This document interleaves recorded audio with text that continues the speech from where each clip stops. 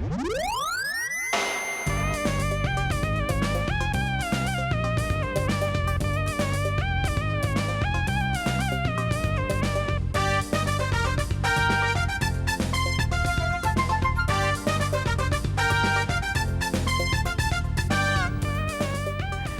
আনন্দ নিয়ে শুরু করছি আজকের প্রাণ মিল্ক ক্যান্ডি কুইজ শো। জানার আছে বলার আছে, ইভান সাইড তোমাদের সাথে আছি। গতকাল বিদায় নেওয়ার সময় বাংলাদেশ ক্রিকেট দলকে শুভকামনা জানিয়েছিলাম এবং তার ফলটা আমরা পেয়েছি। ফাইনালের জন্য শুভকামনা আমরা জানাবো এবং সেই আনন্দ নিয়ে আজকের অনুষ্ঠান শুরু করতে পেরে আরেকটি আনন্দের কথাও বলতে চাই। আমাদের সাথে একজন গুণী মানুষ আছেন, তার কথা বলবো। তার আগে স্বাধীনতার এই মাসে তোমাদেরকে সুপরিচিত স্বাধীনতা সংগ্রাম ভাস্কর্য সম্পর্কে কিছু তথ্য শুরুতেই জানাতে চাই। ঢাকা বিশ্ববিদ্যালয়ের টিএসসি সড়ক দ্বীপে অবস্থিত সুপরিচিত স্বাধীনতা সংগ্রাম ভাস্কর্যটির ভাস্কর শামীম শিকদার। এর প্রতিকৃতিতে 1971 সালের মুক্তিযুদ্ধে পাক বাহিনীর আত্মসমর্পণ, নারী নির্যাতন, গুপ্ত হত্যা ও বুদ্ধিজীবী হত্যার চিত্র তুলে ধরা হয়েছে। 1988 সালের 25 মার্চ জাতীয় অধ্যাপক আব্দুর রাজ্জাক ভাস্কর্যটির উদ্বোধন করেন। জানা হলে এবার জানাবো আমাদের সাথে আছেন তার অনেকগুলো পরিচয়। তিনি একজন গুণী বাচিক শিল্পী, তিনি অভিনয় শিল্পী, মঞ্চকর্মী এবং লেখক। আরও কিছু গুণের কথা ধীরে ধীরে তুলে ধরবো। তিনি আমাদের সবার প্রিয় জয়ন্ত চট্টোপাধ্যায়। তার সাথে কথা বলবো, তোমাদের সাথে ফোনে কথা বলবার অপেক্ষায় রইলাম। আপনাকে স্বাগত আমাদের আয়োজনে। কেমন আছেন? ভালোই আছি এবং আমার কিন্তু খুব ভালো লাগছে এত মতো গুণীজনকে পেয়েছি। না না, এমন কিছু গুণ নেই। না না না, এটা আপনার বিনয় এবং গুণীজনের একটা বড় গুণ। আমি শুরুতেই দাদা, এই সময় আপনি অনেক ব্যস্ত। কৃষ্ণপক্ষের কথা আমরা জানি, মুক্তি পেয়েছে, সেখানে আপনি কাজ করেছেন। সেই কাজটির কথা পাশাপাশি আর কি কি কাজ নিয়ে ব্যস্ত আছেন জানতে চাই। কৃষ্ণপক্ষতে আমার কাজে খুব বেশি পরিমাণে অংশ তা নয়। শাওন, মেহেরাবুর শাওন, যেহেতু আমি হুমায়ুন আহমেদের অধিকাংশ চলচ্চিত্র এবং টেলিফিকশনের সঙ্গে আমার যুক্ত ছিলাম আমি, এবং হুমায়ুন আহমেদের সঙ্গে আমার একটি ব্যক্তিগত সম্পর্ক সখ্য গড়ে উঠেছিল। সেহেতু শাওন বলল যে আমি চাই যে হুমায়ুন আহমেদের প্রিয় শিল্পী যারা কৃষ্ণপক্ষে, তারা অন্তত একটি দৃশ্যে তারা অন্তত অংশগ্রহণ সবাই। সেই জন্য আমি বললাম হ্যাঁ ঠিক আছে। তা আমি দুটো দৃশ্যে ছিলাম সামনে, শুরুতেই দুটো দৃশ্যে। এটা শুধু অংশগ্রহণ করার জন্য এবং শাওনকে উৎসাহ দেওয়ার জন্য, আর শাওনের ওই ইচ্ছাটা পূরণ করার জন্য। এই হচ্ছে কৃষ্ণপক্ষের কথা। এছাড়া এখন কাজ করছি হাসিবুর রেজা কল্লোলের একটি ছবিটি নিট কমার্শিয়াল ছবি গোছের ছবিটি হচ্ছে সত্তা। সেখানে একটি ডোমের চরিত্রে আমি অভিনয় করছি, যে লাশ কাটা ঘরে কাজ করে। আমার মেয়ের চরিত্রে অভিনয় করছে কলকাতা থেকে এসছে পাওলি দাম। আর যে ছেলেটির সঙ্গে তার একটি সম্পর্ক তৈরি হয়েছিল, তাতে করছে আমাদের এখানকার মেন স্ট্রিমের যে সব থেকে ব্যস্ত অভিনেতা নায়ক হচ্ছে শাকিব খান। তো এটার দ্বিতীয় পর্যায়ের শুটিং শেষ হলো, তৃতীয় পর্যায়ে আছে। আমার স্ত্রীর চরিত্রে অভিনয় করছে সবাই খুব প্রিয় অভিনেত্রী এবং আমারও শামীমা নাজরীন। এবং আরো একটি সেটা হচ্ছে যে রাশেদ চৌধুরী করছেন, যেটা বাংলা ভাষার প্রথম নারী কবি, চন্দ্রাবতী, কিশোরগঞ্জের। সেটি ছবি হচ্ছে, খুব বড়সড় আয়োজনের ছবি হচ্ছে, রাশেদ করছে। তারও আমি প্রথম পার্টটা আমরা শুটিং করে এসেছি, দ্বিতীয় পার্টে শুটিং করতে যাবো। এটা তো সরকারি অনুদান এবং বাইরে থেকে বেঙ্গল ফাউন্ডেশনও তাকে আরো ব্যাকআপ দিয়েছে। হ্যাঁ, তা এটি আমি করছি চন্দ্রাবতীর যে বাবা, যে মূল কবি, যে দ্বিজবংশী, সেই চরিত্রটা করছি। দাদা, অনেকগুলো কাজের কথাই আমরা শুনছি। আমি আপনার গুণের প্রতি আমাদের সবার সেই আস্থার জায়গা আছে। তারপর আমি একটু বলবো যে এত জীবনের এই সময়টায় এসেও যখন এই অনেক বেশি চ্যালেঞ্জিং চরিত্রগুলো করতে যান, একজন জয়ন্ত চট্টোপাধ্যায় নিজেকে কিভাবে সেই চরিত্রের সাথে খাপ খাওয়ানোর জন্য কি করে বা কিভাবে আসলে সেই চ্যালেঞ্জটাকে নেন? এটা কোনো গুপ্ত রহস্য নেই। এটা মূলত বিষয়টা কি, আমি মনে করি যে প্রত্যেকটি মাধ্যমে কিন্তু অভিনয়ের ভঙ্গি এবং কলাকৌশল কিন্তু আলাদা। যেমন যাত্রা, ওপেন অ্যারেনাতে যেটা আমাদের যেটা ট্র্যাডিশনাল থিয়েটার, যেটা সেখানে অভিনয় করতে গেলে তার অভিব্যক্তি এবং তার যে সংলাপ প্রক্ষেপণের যে ধরনটা, এটা একটু লাউড হতে, একটু বেশি হতে হয়। আপনার কথাগুলো শুনতে চাই। তার আগে একজন বন্ধু আছে, একটু কথাটা নিয়ে আসি। ওর কে বলছো? হ্যাঁ ভাই, আমি ইমা। ইমা, কোন ক্লাসে পড়ো তুমি? ক্লাস 10 এ। বলো, কোন বিভাগ থেকে প্রশ্ন করব? জীবজগৎ। জীবজগৎ। প্রথম প্রশ্ন তোমার জন্য, ফ্লোরা বলতে কি বোঝায়? অপশন শুনে নাও। ক উদ্ভিদকুলকে, খ জলজ উদ্ভিদকুলকে, গ স্থলজ উদ্ভিদকুলকে। বলো ফ্লোরা বলতে কি হ্যাঁ বোঝায়? জলজ উদ্ভিদকুলকে। খ জলজ উদ্ভিদকুলকে। উত্তর নিলাম কিন্তু সঠিক তো নয়। সঠিক উত্তর ছিল ক উদ্ভিদকুলকে। ধন্যবাদ দাদা। শুনছিলাম, আমরা একটু হ্যাঁ, শুনি।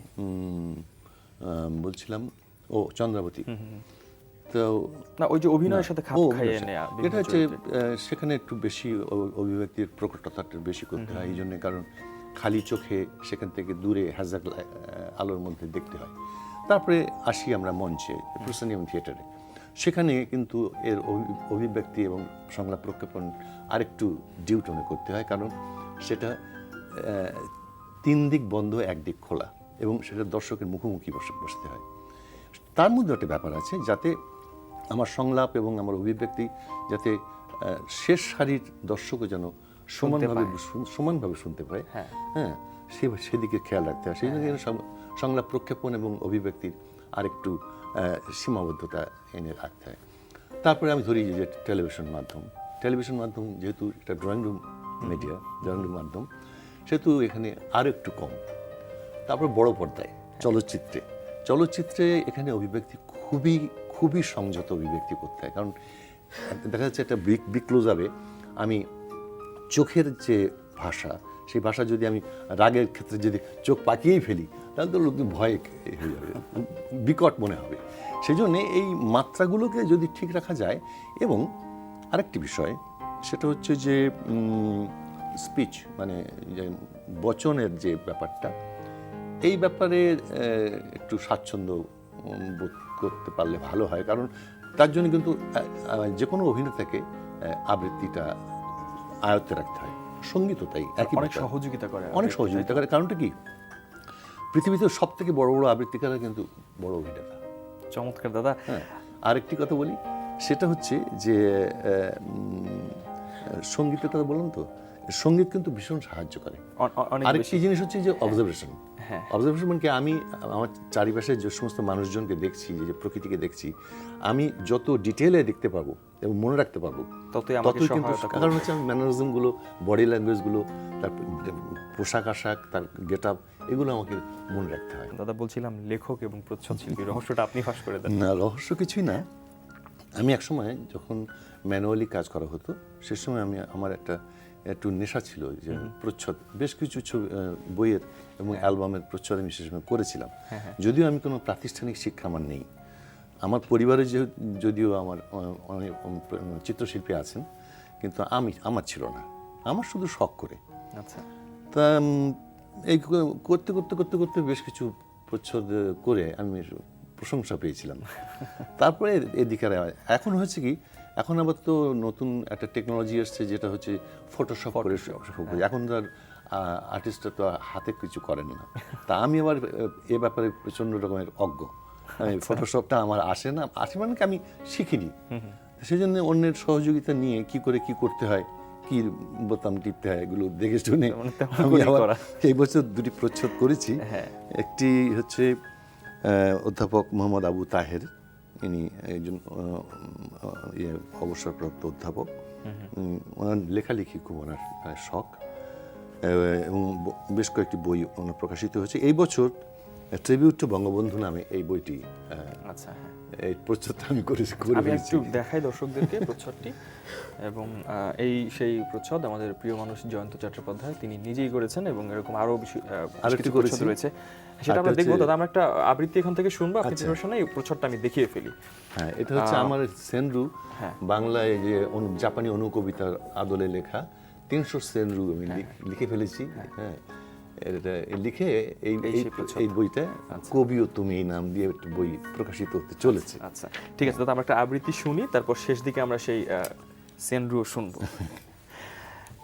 এবং আমরা প্রথম এখানে 40টি বঙ্গবন্ধুর উদ্দেশ্যে মানে লিখিত 40 জন কবির 40টি কবিতা উনি অনুবাদ করেছেন ইংরেজিতে, মানে অবাংলা ভাষী মানুষদের জন্য, যারা তারা বঙ্গবন্ধুকে চিনতে পারেন। আমি বাংলাটি পড়ছি। নাম হচ্ছে মোহাম্মদ আবু তাহের। আমি মুজিব। অমর জ্যোতি যেমন সর্বক্ষণ পারস্য মন্দিরের লেলিহান, আমার সত্তায় তেমনি অম্লান জলে অলৌকিক দীপ্রশিখা অন্তর গভীরে অন্তঃস্থলে সুরক্ষিত বিশ্বাসের ফ্রেমে অগ্রকম্প অপ্রকম্প ধীরে ধীরে সবার অলক্ষ্যে বাড়ে এক মহিরুহ, যার শাখা প্রশাখা ছাপিয়ে যায় সকল দিগন্ত চেতনার সান্ধ্য অন্ধকারে সমাচ্ছন্ন অশরীরী বেদনার কুয়াশায় ঝিলম নদীর বাঁকে সাঁঝের বলাকা।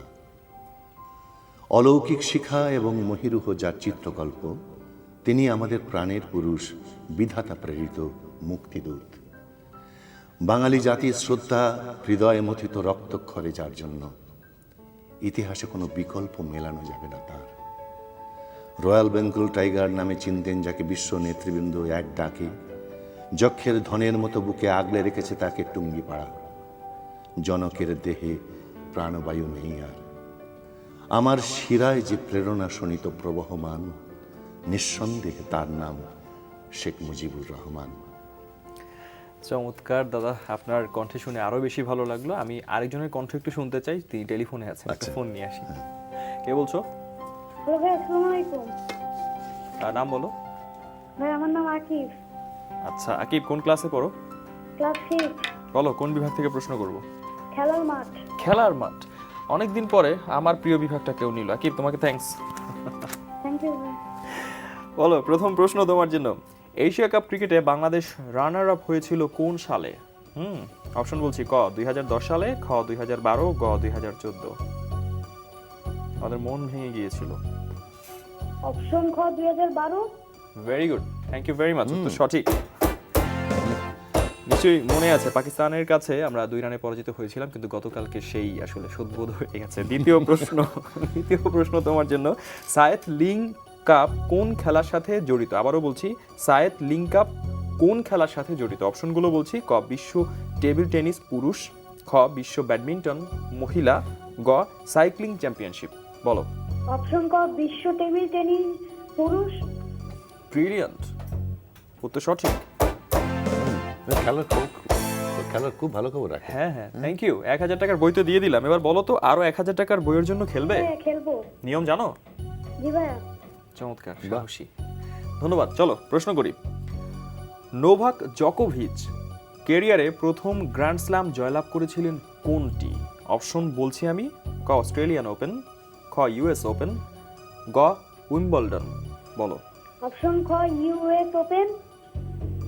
উত্তর নিলাম কিন্তু সঠিক নয়। আমি এক্সপেক্ট করেছিলাম যে তুমি সঠিক উত্তর দিবে। অস্ট্রেলিয়ান ওপেন 2008 সালে সোঙ্গাকে হারিয়ে প্রথমবারের মতো গ্র্যান্ড স্ল্যাম জয়লাভ করেছিলেন তিনি। আরেকটা ফোন নেই, ফোনে কথা বলতে ভালো লাগছে। কে বলছো? আমি নীলা। নীলা, কোন ক্লাসে পড়ো? ক্লাস 10। এবার বলো যে কোন বিভাগ থেকে প্রশ্ন করব? জানা অজানা। জানা অজানা। জানা অজানা থেকে তোমার জন্য প্রথম প্রশ্ন, কোন ঐতিহাসিক ঘটনার জন্য 1789 সালটি গুরুত্বপূর্ণ? অপশন হচ্ছে, ক ফরাসি বিপ্লব, খ ওয়াটারলুর যুদ্ধ, গ শিল্প বিপ্লব। টেনশন, বলো। ফরাসি বিপ্লব। ফরাসি বিপ্লব সঠিক। অভিনন্দন, 500 টাকার বই তোমার জন্য। দ্বিতীয় প্রশ্ন, বর্ণবাদ বিরোধী নেতা নেলসন ম্যান্ডেলা কত সালে শান্তিতে নোবেল পুরস্কার পান? অপশনগুলো বলে দিচ্ছি আমি, ক 1987 সালে, খ 1993 সালে, গ 1991 সালে।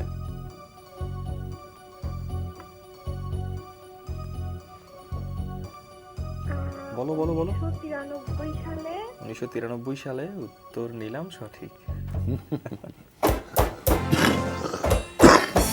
999 টাকা কম, 1000 টাকার বই তোমার জন্য। অভিনন্দন। এবার বলো যে আরো 1000 টাকার বইয়ের জন্য খেলবে কিনা।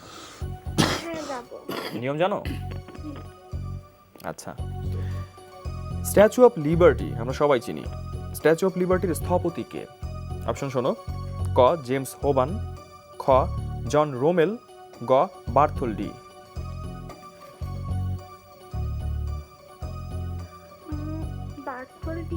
বার্থোলডি, উত্তর সঠিক। Thank you, thank you. আমার সাথে টেলিফোনে কে আছো? হ্যালো ভাই, আমি শুভ। শুভ, কোন ক্লাসে পড়ো? ক্লাস 7। ক্লাস 7, ঠিক আছে। ছবি দেখি উত্তর দেবেন, ঠিক আছে? ছবির গ্যালারি খেলবো। দেখো ছবি, যে ভদ্রলোককে দেখছো ফিফার এই নতুন সভাপতির নাম তোমাকে বলতে হবে। অপশন বলার দায়িত্ব আমার, বলছি। ক শেখ আসলাম, খ জিয়ান্নি ইনফান্তিনো, গ জেরোম শ্যাম্পেন। কঠিন কঠিন নাম আর কি। অপশন খ জিয়ান্নি ইনফান্তিনো। উত্তর তো সঠিক দিয়ে দিলে, অভিনন্দন। বেশ কত মজা না, মানে ছবি দেখেই 500 টাকার বই তুমি পেয়ে যাবে। চলো তাহলে আরো একটা ছবি তোমাকে দেখাই। ছবির এই নারী টেনিস তারকার নামটাও তোমাকেই বলতে হবে। অপশন আমি বলবো। ক ম্যাডিসন কিস, খ ঝ্যাং শুয়াং, গ জোহানা কন্টা। অপশন ক মেডিসন কিস। সঠিক, অভিনন্দন। 1000 টাকার বই পেয়ে গেলে। এবার কি পরের ছবি দেখবে? হ্যাঁ দেখবো। নিয়ম জানো? জানি। আচ্ছা ঠিক আছে, চলো। ছবির এই স্থাপনাটির নামও তোমাকেই বলতে হবে। অপশন শোনো। ক খানজাহান সমাধি সৌধ, খ সোনারগাঁও মসজিদ, গ পরিবিবির সমাধিসৌধ। বলো। অপশন ক খানজাহান সমাধিসৌধ। Very brilliant. হলো এটা। 3টা ছবি দেখে পুরো 2000 টাকার বই পৌঁছে যাবে। হ্যাঁ, অপেক্ষা করো। ধন্যবাদ দাদা। আপনার সাথে কথা বলবো। 1995 এর আগ পর্যন্ত অনেকটা শখের বসে আপনি অভিনয় করতেন। এর আগে কিন্তু যা কিছুই বলি না কেন, আবৃত্তি আগ পর্যন্ত 92 আগ পর্যন্ত অবশ্যই। আচ্ছা আচ্ছা। 95 পর্যন্ত পেশা হিসেবে নিইনি। 95 থেকে আমি আর কি আমার বন্ধু সাদুল আলম টুটুল হ্যাঁ। আর আমাদের আতিক ভাই, আতিকুল হক চৌধুরী এবং সুবর্ণ মোস্তফা। আচ্ছা দাদা, আমি যেটা জানতে চাই সেটা হচ্ছে এর আগে তো পুরোপুরি আবৃত্তি শিল্পী বা আবৃত্তিতে না, নিবেদিত তার আগে প্রাণ অভিনয় করতাম, সেটা আমি মানে প্রফেশনাল অ্যাক্টর ছিলাম না। একটা ছিল না। কিন্তু ওই যে আবৃত্তি নিয়ে বিভিন্ন জায়গায় ঘুরে বেড়ানো, 69কে মনে করিয়ে দিতে চাই। আপনি লেলিন জন্মশতবার্ষিকীর অনুষ্ঠানে কাজী নজরুল ইসলামের তনয় সব্যসাচী, তার সাথে আপনি একক এবং দ্বৈত আবৃত্তি করেছিলেন রঞ্জি ইন্ডোর স্টেডিয়ামে। রঞ্জিত কলকাতা রঞ্জিত স্টেডিয়ামে সেটা 3 দিন ধরে এই উৎসব হয়েছিল। তখন জ্যোতি বসুর সরকার, বামপন্থী সরকার এসছে। সুতরাং সে সময় তো সারা মানে ভারতের পূর্বাঞ্চল তো মানে মার্কসিজমের বন্যায় ভাসছে, বিশেষত তরুণ সমাজ। আমি তো অনেক ছোট, তা সে সময় আমি এই সুযোগটা পেয়েছিলাম কাজী সব্যসাচীর সঙ্গে। আমি যেহেতু তার এতে ছিলাম, তার অগ্নিবীণার দলে ছিলাম, সেই জন্য তার সঙ্গে আমাকে সে সুযোগটা দিয়েছিলেন। সুযোগটা পেয়েছিলেন এবং আপনি কবিতা নিয়ে সারা পৃথিবী ঘুরে বেরিয়েছেন। পাশাপাশি আপনি মানে খুবই, আই মাস্ট সে যে আপনি খুব সৌভাগ্যবান। আপনি কিন্তু ইউকেতে বসে ম্যাকবেথ দেখার সুযোগ পেয়েছিলেন। আমি সেই এক্সপেরিয়েন্সটা একটু শুনতে চাই। এই তো গেলাম আমি তো আমার ইউএসএতে মানে মার্কিন যুক্তরাষ্ট্রে আমার কয়েকটি অনুষ্ঠান ছিল, আর আমার 8টি ছবি নিয়ে রেট্রোস্পেক্টিভ ছিল। তো এটা আটলান্টাতে হলো মাটির ময়না, এছাড়া নিউ ইয়র্কে হলো মাটির ময়না, আর এটা হচ্ছে ঘেটুপুত্র কমলা। আর এই 2 জায়গায় আমার আবৃত্তি ছিল একক। করার পর ওয়াশিংটন ডিসিতে একটা আমন্ত্রণ পেলাম। সেটা হচ্ছে যে সমস্ত দেশ থেকে মার্কিন যুক্তরাষ্ট্রে সবথেকে বেশি অভিবাসী গিয়েছে, তাদের দেশের সংস্কৃতি নিয়ে 1 ঘন্টা করে তারা সময় পাবে, সকাল 9টা থেকে রাত 9টা পর্যন্ত। একেবারে বিশাল অনুষ্ঠান, মানে কত হাজার লোক যে হয়েছিল তার ঠিক নেই। সেখানে বাংলাদেশ প্যাভিলিয়নও ছিল। তা আমাকে বাংলাদেশ সময় পিছু 2 ঘন্টা, তার মধ্যেই আমাকে 25 মিনিট সময় তারা দিল। আমাকে ওরা নিউ ইয়র্ক থেকে উড়িয়ে নিয়ে গেল, নিয়ে গিয়ে আমরা অনুষ্ঠানগুলো আমাকে 25 মিনিট সময় দিল একা আমাকে। তা এইটা করে তারপরে আমি আবার গেলাম এতে, একটা ওয়ার্কশপ ছিল নিউ ইয়র্কে। ওখান থেকে আমি গেলাম লন্ডনে গেছিলাম। আমি মূলত ওখানে আমার 8টা ছবির একটা রেট্রোস্পেক্টিভ ছিল, আর একক অনুষ্ঠান ছিল একটা। ওখান থেকে আমার কিছু বন্ধু বান্ধব তারা আমাকে নিয়ে গেল স্কটল্যান্ডে। তা তার আগে আমি করলাম কি, শেক্সপিয়ারের জন্মভূমিতে গেলাম, স্টানবার্গ। খুব ইচ্ছা লাগছে শুনে। সেখানে শেক্সপিয়ারের সমাধি দিকে আসলাম। সেই যে গির্জাতে, গির্জার ভেতরে একবারে গর্ভগৃহে সমাধি কিন্তু একটি। আচ্ছা, সেখানে শেক্সপিয়ার আমরা একটু সংক্ষেপে শুনবো, কারণ আপনার কাছে অনেক কিছু জানার আছে আমার। তা ওইখানে আমি হঠাৎ সুযোগ পেয়ে গেলাম শেষ দিনের যে দলটি শেক্সপিয়ারের নাটক করে গ্লোবস থিয়েটারে, সেটা সেইভাবে আছে কিন্তু। হ্যাঁ, 400-450 বছর আগে সেই ঘটনাটা সেইভাবে আছে, সেই কাঠের মঞ্চ ওপেন এবং গ্যালারি। সব থেকে মজার ব্যাপার হচ্ছে কি, 3টি টিকিট ফেরত এসেছিল, সেই 3টি টিকিট আমরা পেয়ে গেলাম। হ্যাঁ, এবং শেষ মুহূর্তে আমরা টিকিট পাইনি। হ্যাঁ হ্যাঁ। সে তারপর পেয়ে দাদা গেলাম। দেখলেন এবং আমি শিহরিত। সবথেকে মজার হচ্ছে কি, বৃষ্টি হলো কয়েক শত লোক, মানে কত শত বৃষ্টির মধ্যে ভিজেই আমরা দেখলাম। বাহ, কিন্তু তারপরও মনে হয় জীবন সার্থক এরকম ঘটনা ঘটে দাদা। এরপর এই যে কবিতার সাথে চলা, পথ চলা, মঞ্চে কাজ করা, অনেক কিছু নিয়ে লেখালেখির সাথে, বা আপনার একটা শখের জায়গা রান্না করা, আমি সেটা জানি, সেই সব কিছু নিয়ে লেখালেখি, সব কিছু নিয়ে একটু শুনি। হ্যাঁ, লেখালেখি তো আমি আগে, আমার বই আলাদা বেরোয়নি, এবার বেরোবে, দুটো বই একসঙ্গে বেরোবে। হ্যাঁ হ্যাঁ। আর লেখালেখি আমি বিভিন্ন সময় বিভিন্ন বিষয়ের উপরে আমি অনেক লিখেছি। তবে এবার আমার সেই লেখাগুলো সংকলন করে একটা একজন প্রকাশক আগ্রহ প্রকাশ করেছেন। আমার বিশেষত পারফর্মিং আর্ট নিয়ে আমার যে সমস্ত লেখা বিভিন্ন সময় সেগুলো নিয়ে আমরা খুব তাড়াতাড়ি সেগুলো একটা বই নিয়ে পাবো। ওরা একটা সংকলন করবে। সেটা অপেক্ষায় আছে দাদা। আর আমি রান্না নিয়ে কিছু লেখা আমার আছে, সেগুলোর অপেক্ষায় আছে দাদা। আমাদের সময়ের কাছে আসলে আমরা বাধা পড়ে রই, কিন্তু আমার মনে হয় আপনার কোনো একটি আবৃত্তি শুনতে শুনতে অনুষ্ঠান যদি শেষ করতে পারি, তার থেকে ভালো আর কিছুই হয় না। আমরা সেভাবেই শেষ করবো। তার আমার আগে যে কবিও তুমি বলে যে বইটি প্রকাশিত হতো, সেটা হচ্ছে জাপানি সেনরু, দাদা, সেটা শুনবো। আমি একটু বিদায় নিয়ে আসি। আপনাকে অসংখ্য ধন্যবাদ। এরকম বারবার সময় চাই আপনার কাছ থেকে, কথাও শুনতে চাই। আমি একটু বিদায় নিয়ে আসছি। যেতে হবে, তবে কবিতা শুনতে শুনতে যাব। তার আগে একটি ঘোষণা সবার জন্য দিতে চাই। প্রিয় দর্শক শ্রোতা, বিশ্বের যে কোনো প্রান্ত থেকে যে কোনো সময় এনটিভিতে সম্প্রচারিত সংবাদ ও অন্যান্য সকল অনুষ্ঠান উপভোগ করতে লগ ইন করুন আমাদের পূর্ণাঙ্গ ওয়েব পোর্টাল www.ntvbd.com। সবাই খুব বেশি ভালো থেকো। আমরা আবৃত্তিটি শুনি। হ্যাঁ, এটি ওই জাপানি সেনরুর আদলে যেগুলো লিখেছি, তার মধ্যে কয়েকটি 300 সেনরুর মধ্যে কয়েকটি পড়ছে। তো এটার একটা ভণিতা আছে, মানে উপক্রমণিকা, যেটা একটি জীবন হারিয়ে গেছে অগ্নিতে আর ধূপে, একটি জীবন ফেলেই দিলাম আবর্জনা স্তূপে। একটি সেন্টেন্স। একটি জীবন ধরে আছি পদ্ম পাতায় জল, এ জীবন কি প্রতীক্ষা আর অশ্রুতে টলমল। তারপরে আমার যে নায়ক, সে কবি, আর যে নায়িকা তার নাম তুমি। আরেকজন কথক আছেন, তিনি ঘটনাটি বিধৃত করবেন। তো কথক দেখছেন যে কবি তুমি সমুদ্র থেকে স্নান করে উঠে আসছে, তাকে সাজাচ্ছেন কি দিয়ে সেটা বলা যাবে, ফুল দিয়ে সাজাচ্ছেন তাকে সমস্ত শরীরের ফুল দিয়ে সাজাচ্ছেন তিনি। কথক বলছে, তখন তোমার মদালসা চোখে বড় বিস্ময় জাগে, স্মৃতি তোমার রাঙিয়েছে কবি সিঁদুর রক্ত রাগে। হঠাৎ তাকালে সরাসরি ফেলে লজ্জা ঘোমটা সবই, কবি দুই চোখে বিস্মিত হলো তোমারই প্রতিচ্ছবি। অপলক কবি স্থির চেয়ে আছে স্তব্ধতা চরাচরে, পূজারী যেমন প্রতিমাকে দেখে প্রদীপের আলো ধরে। গভীর চোখের সানুদেশে দিল কজ্জল রেখা এঁকে, অপরূপ হলো চন্দ্র আনন লদ্রের রণু মেখে। অবগুণ্ঠন তুলে ধরে কবি রক্তাবা মুখময়, মনে হলো যেন মেঘের আড়ালে হঠাৎ চন্দ্রোদয়। ধুক ধুক ধ্বনি বুকের ভিতরে কোনো কান্না নয়, এর নাম বুঝি আনন্দাশ্রু, দু চোখই বাষ্পময়। লজ্জায় তুমি ঢাকলে শ্রীমুখ নীল অবগুণ্ঠনে, দেখা দিল বুঝি এক ফোঁটা জল আয়ত চোখের কোণে। তুমিকে পরালো পট্টবস্ত্র তনুখানি নবনীতা, বস্তাঞ্চলে আঁকা ছিল কিছু নীলাভ অপরাজিতা।